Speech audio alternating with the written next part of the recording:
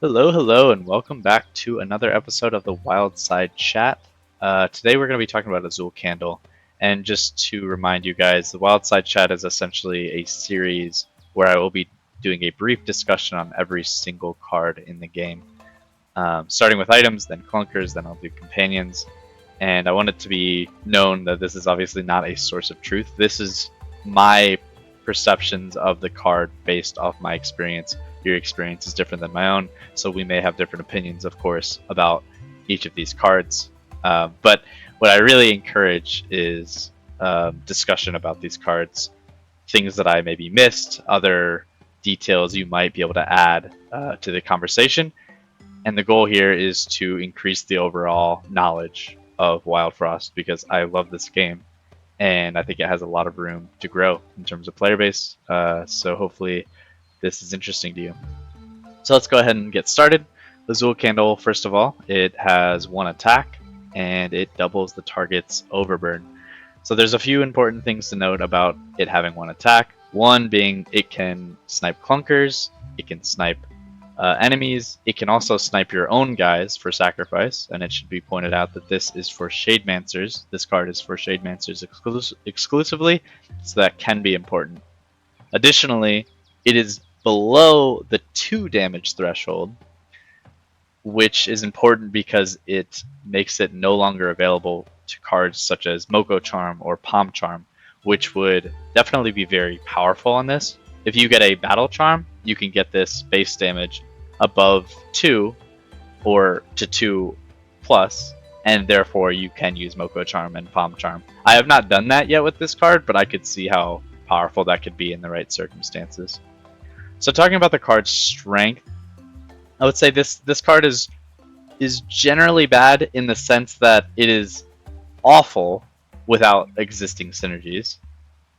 And it's not that great with maybe a single synergy, maybe one Azul Battle Axe, Azul Skull, or Bebop Mask, but it conditionally becomes very good and often, maybe not often, but it can be necessary to push your deck into a victory. Mostly thinking about the heart fight, this card scales your overburn dramatically. So it's important to think about when this is useful. I would say I am mostly considering this card moving into late game when I have a strong overburn base, and I'm realizing that overburn is going to be my solution to scaling into the heart. And it's important to think about some of the breakpoints on the heart that make this so valuable. So if you scale properly with Overburn, you can clear an entire row in one fell swoop.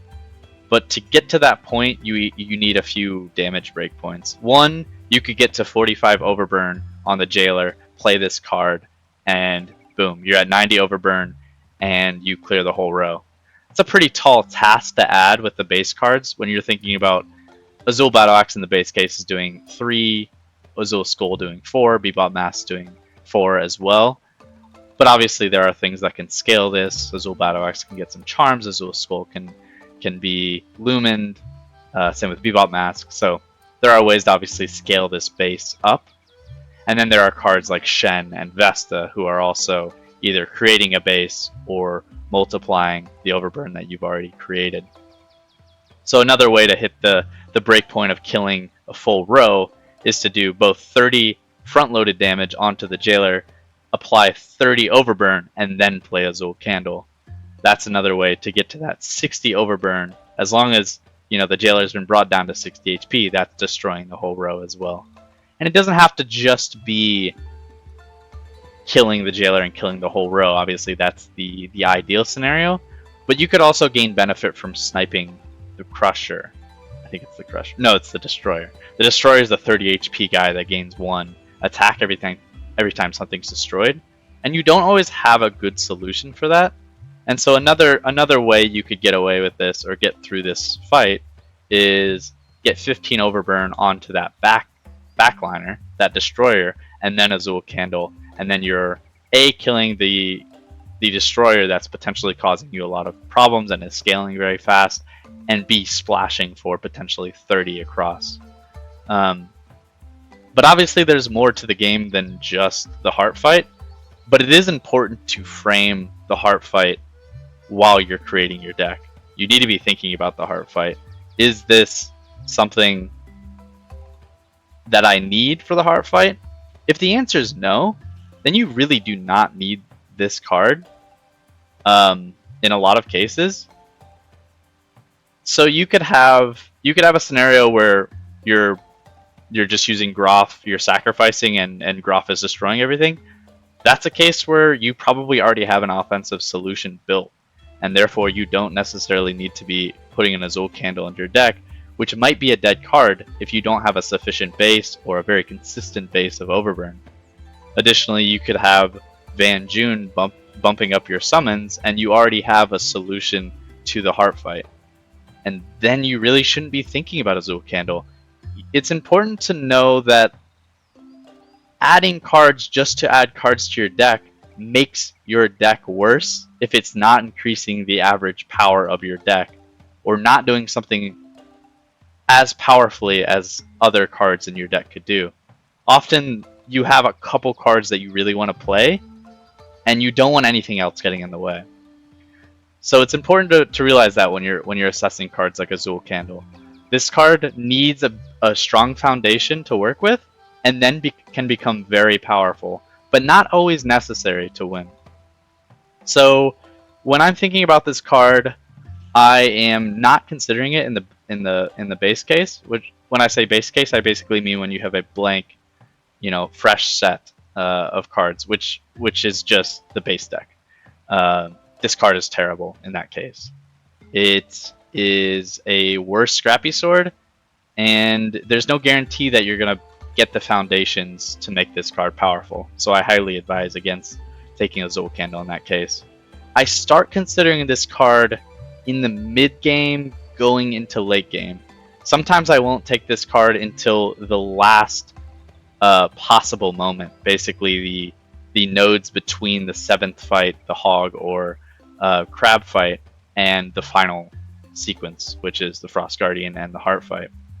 Sometimes I recognize at that point that I need a solution to kill the Heart, and I don't have one without Azul Candle. That's when this card is great. So if in the mid game I'm realizing, hey, I have a strong foundation and I don't currently have a solution for the Heart, I need to start thinking about one, and maybe this is a solution. It's not always going to be. Sometimes it's unnecessary. Maybe you're producing so much Overburn that this card isn't super necessary, but usually if you're producing a lot of Overburn, I would say this card is pretty strong.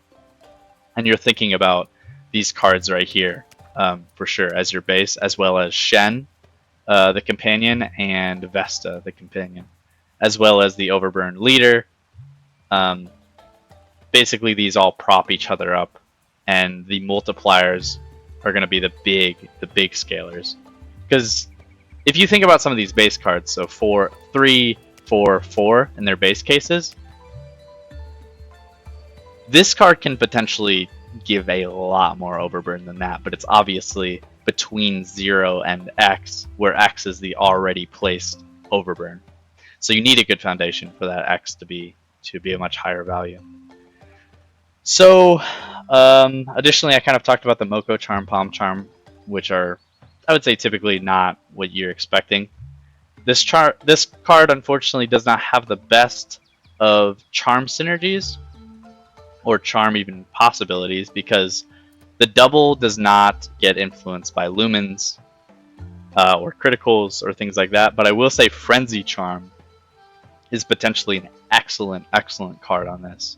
Frenzy Charm can turn this to a card that wins you the heart fight outright. And I have examples of this. I have one example of this on video as well, where Azul Candle with a Frenzy Charm at the very later stages of the game gave me the exact number that I needed to actually be able to defeat the heart.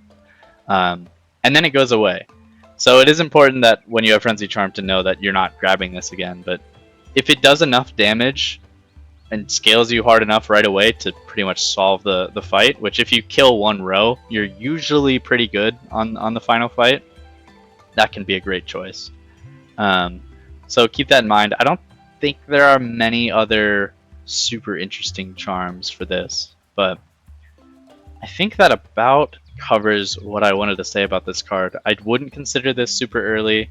I would start considering this later when you need a solution for the later stages of the game and you don't currently have one or don't foresee a path without this card.